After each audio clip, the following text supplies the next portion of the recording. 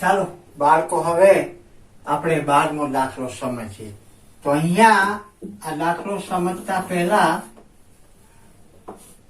રકમ વાંચીએ. જુઓ, બે સમાંતર શ્રેણીના સામાન્ય તફાવત સમાન છે. એટલે કેટલી સમાંતર શ્રેણી આપી? બે. એટલે એક સમાંતર શ્રેણી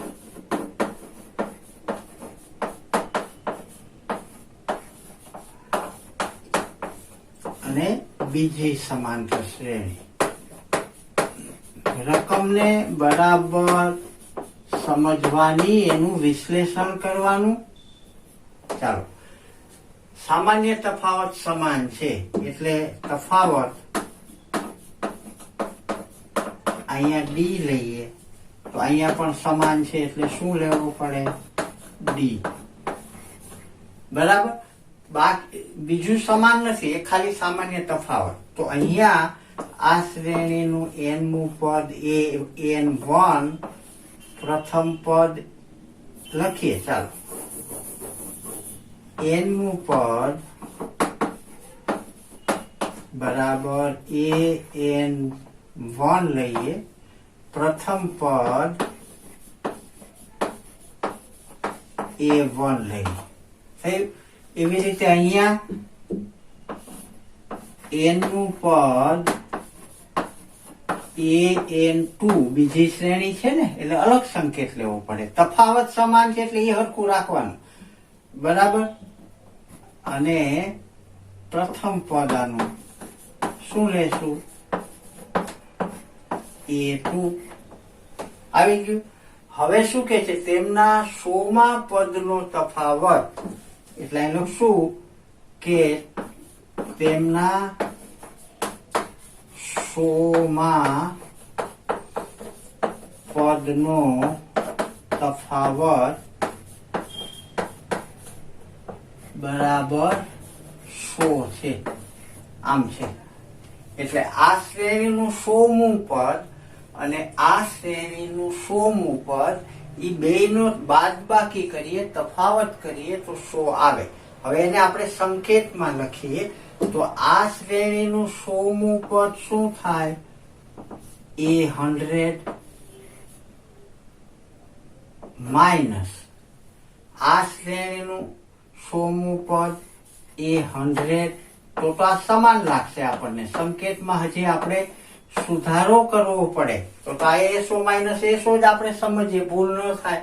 એટલે આ જે શ્રેણી છે એ પ્રથમ શ્રેણી માટે છે 100મું પદ, આ શ્રેણીની બીજી શ્રેણી માટે 100મું પદ છે.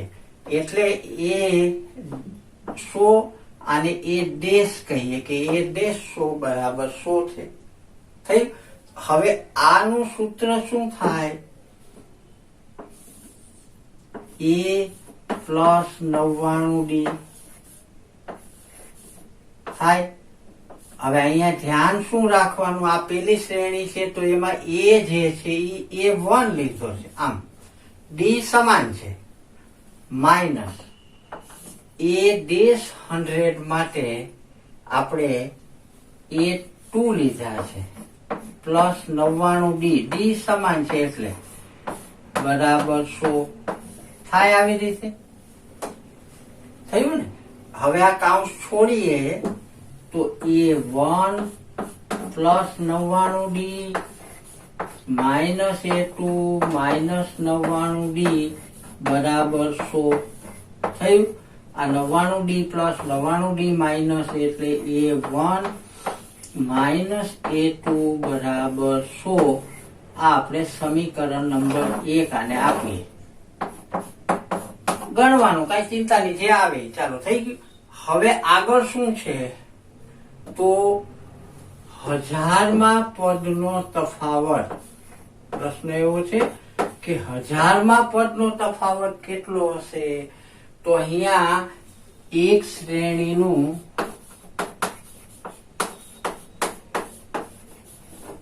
1000મું પદ એ 1000 છે. થયું? બીજી શ્રેણીનું 1000મું પદ એ દેશ 1000 છે, બરાબર. એ ને ડી તો આપણે અહીં લીધેલા છે 1000માં પદ માટે, આપણે આમ લઈએ તો હવે એમનો તફાવત કેટલો હશે એટલે શું થાય, તેમનો તફાવત શોધવો છે. તો આપણે તફાવત લેશું એટલે શું લેશું,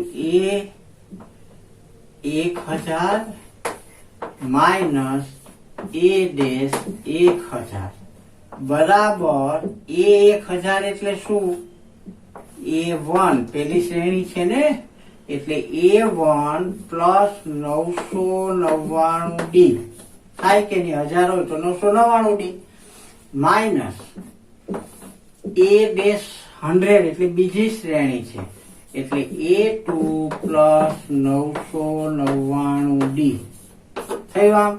તો બરાબર A1 plus 999D minus A2 minus 999D 999D plus minus બરાબર A1 માઇનસ A2 થાય આનો તફાવત.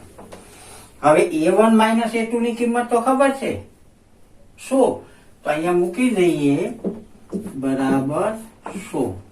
ક્યાંથી ખબર પડી, સમીકરણ 1 માંથી કિંમત લેતા.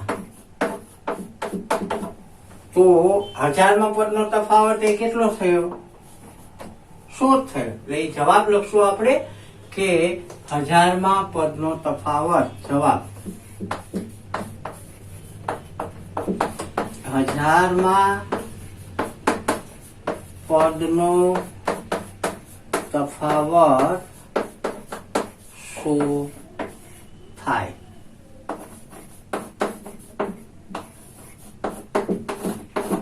ખ્યાલ આવ્યો?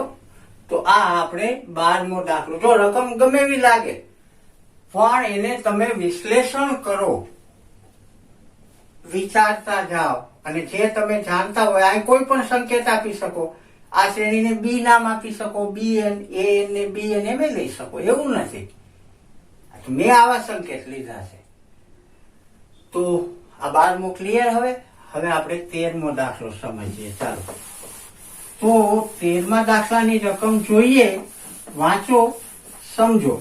બહુ સરળ છે, હું સમજાવું છું ને ગણાવું છું.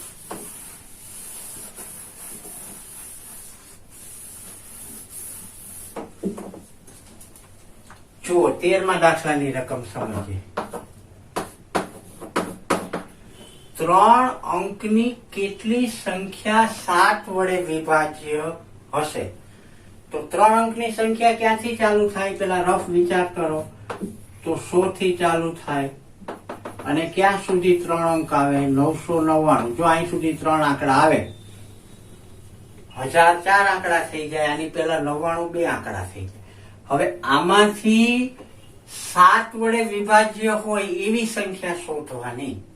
એટલે પેલા વેલા તો 100 છે એ 7 વડે વિભાજ્ય નથી, 101 કરવાનું નથી, 102 જોઈએ આપણે. 7 વડે ભાગો, 7 એકુ 7, 3 વધ્યા 32 થયા. 102 પણ 7 વડે વિભાજ્ય નથી લેવાની. પછી 103 નથી, 104 નથી, 105 જોઈએ. ચાલો ગણવાનું તમારે હો બધું. 7 એકુ 7, 3 35, 7 પંચા 35. તો પહેલી વહેલી આમાંથી સંખ્યા 7 વડે વિભાજ્ય હોય એવી કઈ આવે, 105 થઈ. પછી 7 વડે વિભાજ્ય એટલે 7 ઉમેરવાના, 105 ને 7, 112, 112 ને 7, 119, એ રીતે આગળ. હવે છેલ્લી કઈ સંખ્યા આવે, તો છેલ્લી સંખ્યા શોધવામાં આપણે ટેકનિક આમાં નથી સમજાવી, એમાં હું સમજાવું, જેનો આપણે બધી બાજુ ઉપયોગ કરી શકીએ. હા, તો 999 ભાગ્યા 7 કરો, 7 એકુ 7, કેટલા વધ્યા 2 9 ઉતારો 29 થયા 7 ચોક 28 કેટલા વધ્યા 1 ઉતારો 19 7 દુ 14 કેટલી શેષ વધી 5 વધ્યા જો આમાંથી 5 ઓછા હોત ને તો એ 7 વડે અવિભાજ્ય થાય એટલે આમાંથી 5 ઓછા કરી નાખવાના તો 999 માંથી 5 ઓછા કરો એટલે 994 થાય તો છેલ્લી અવિભાજ્ય સંખ્યા 994 છે ચાલો આ રફ કામ કરીને આ નક્કી કર્યું કેમ નક્કી કર્યું સમજ્યા તમે જો શું કર્યું આપણે તો 3 અંકની કેટલી સંખ્યા 3 અંકની સંખ્યા પેલા લખી 100 101 102 103 999 હવે 7 વડે વિભાજ્ય પેલા નાનામાં નાની 100 7 માં ઘડિયાળ નહીં આવે 102 નહીં આવે 3 નહીં આવે 15 સત્તા 105 જો આવડતું હોય તો નહીતર મેં કીધું ભાગાકાર કરીને કરવાનું 15 સત્તા 105 એટલે પહેલી વહેલી સંખ્યા 105 આવે 7 7 ઉમેરો હવે 999 માં ભાગાકાર કરો 7 વડે જેટલી શેષ વધે એટલે એ વધારે છે એટલા ઓછા કરી નાખો એટલે 7 વડે વિભાજ્ય આવી જાય અને 7 વડે ભાગો 7 એકુ 7 2 વધ્યા 29 થયા 7 ચોક 28 1 વધ્યો 14 થયા 7 દુ 14 એટલે આ પણ 7 વડે વિભાજ્ય આ મળી ગઈ હવે કેટલી સંખ્યા 7 વડે વિભાજ્ય હશે હવે આનો ડેટા લખીએ તો a બરાબર 105 ડી બરાબર 7 આપણને ખબર જ છે અથવા બાદ બાકી કરી એન શોધવાનું છે અને એન છેલ્લું પદ એન નું પદ આપણું છે 994 થઈ ગયું હવે એન શોધવાનું છે જો એન બરાબર a plus n minus 1 into D થઈ તો એ ની જગ્યાએ 994 એની જગ્યાએ 105 પ્લસ n માઇનસ 1 ગુણ્યા 7 અહીંયા ડી 7 છે એ 105 છે અને n 994 છે જે આપણે અહીંયા મૂક્યા થયું હવે 105 આ બાજુ લઈ આવવાના પ્લસ છે એટલે માઇનસ થાય તો 994 માઇનસ 105 બરાબર n માઇનસ 1 ગુણ્યા 7 આની બાદ બાકી કરી અને 7 છેદમાં લાવવાના બાદ બાકી કરો 14 માંથી 5 જાય 9 4 માંથી 5 નહીં જાય એટલે અહીંથી દશક લીધો 14 થયા 14 માંથી 5 જાય 9 અહીં કેટલા રહ્યા 8 8 માંથી 0 જાય તો 8 અને અહીં રહ્યા 9 9 માંથી 1 જાય તો 8 થયું ફરીથી જુઓ 14 માંથી 5 જાય 9 અહીં 9 માંથી દશક લીધો એટલે 8 છે 8 માંથી 0 જાય 8 અને 9 માંથી 1 જાય 8 અને આ 7 ક્યાં લઈ આવવાના છેદમાં બરાબર n માઇનસ 1 અને 7 વડે ભાગો 7 એકુ 7 બરાબર 1 વધ્યો 18 થયા 7 દુ 14 4 વધ્યા 49 થયા 7 49 એટલે શું આવ્યું જુઓ n માઇનસ 1 બરાબર 127 તો n બરાબર 127 વત્તા 1 આ માઇનસ 1 છે આ બાજુ જાય તો વત્તા થાય એટલે n બરાબર 128 ખ્યાલ આવ્યો કેવી રીતે તો આમાં જવાબ હવે લખવાનો કે 3 અંકની કેટલી 7 વડે વિભાજ્ય હશે તો કે 128 સંખ્યાઓ હશે તો જવાબ લખીએ કે 3 અંકની 7 વડે વિભાજ્ય સંખ્યાઓ કેટલી હોય 128 હોય ખ્યાલ આવ્યો હવે આપણે 14મો દાખલો જોઈએ જુઓ એ પણ આ પ્રકારનો છે 10 અને 250 વચ્ચે 4 ના કેટલા ગુણિત હશે અહીંયા સમજીએ 14મો દાખલો તો 10 અને 250 વચ્ચેની સંખ્યા પેલા તો લખવાની તો 10 અને 250 વચ્ચેની સંખ્યાઓ ક્યાંથી ચાલુ થાય? 11, 12, 13, 14, છેલ્લો આંકડો શું આવે? 249 થાય. બરાબર. હવે પ્રશ્ન છે 4 ના કેટલા ગુણિત હશે? એટલે 4 ના ઘડિયામાં આવતી હોય એવી, એટલે 4 વડે વિભાજ્ય હોય એવી. એટલે આપણે લખશું કે આમાંથી 4 ના ગુણિત,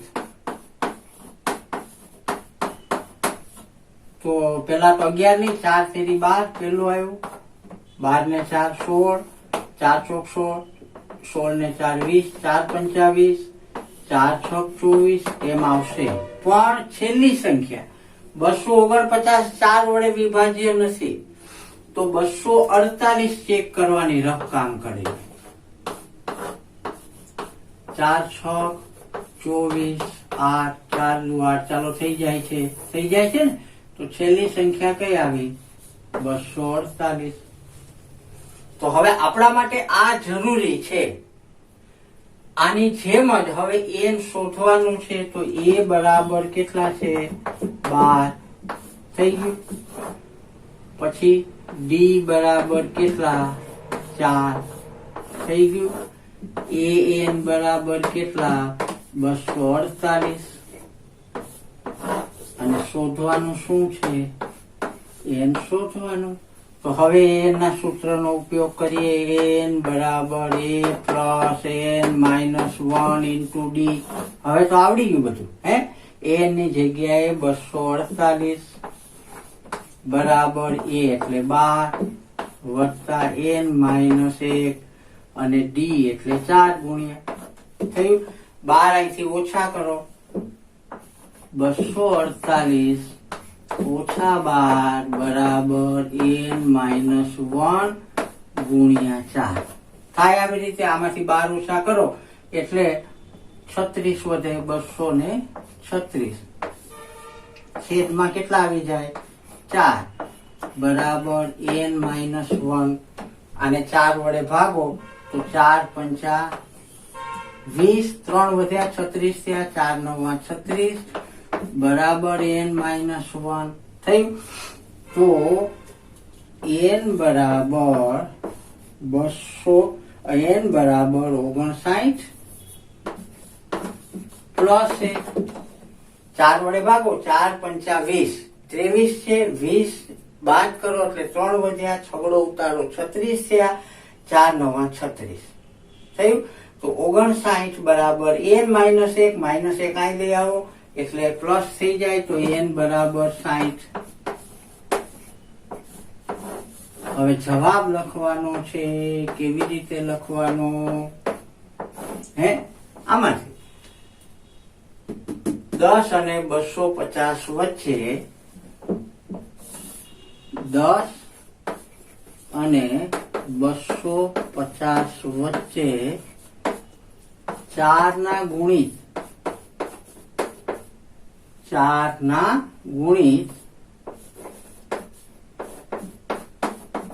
ની સંખ્યા કેટલી સંખ્યા હશે? યસ, 60 હશે. Very good. તો આ રીતે આપણે જવાબ લખવાનો છે. તો આ 12, 13 અને 14 દાખલા થઈ ગયા ને સેલા? આનંદમાં રહેવાનું. ઉદાહરણ બધા ફરીથી ગણજો. થયું? તો અહીંયા આપણે પૂરા કરીએ અને હવે જઈએ આગળના દાખલાઓમાં.